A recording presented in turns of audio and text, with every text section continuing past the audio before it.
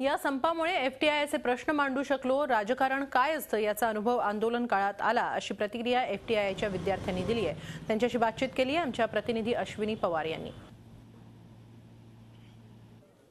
तब्बल 139 दिवसांच्या संपानंतर आज एफटीआयच्या विद्यार्थ्यांनी हा संप मागे घेऊन पुन्हा एकदा वर्गात जाऊन अभ्यासक्रम सुरू करण्याचा निर्णय घेतलेला आहे।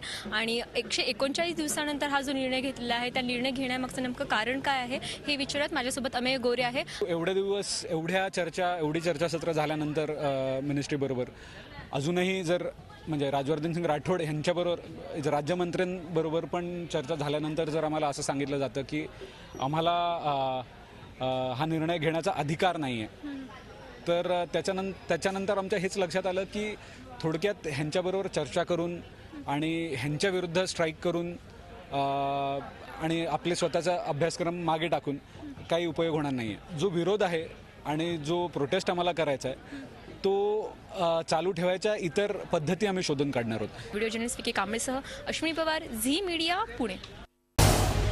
झी 24 तास रहा एक पाऊल पुढे।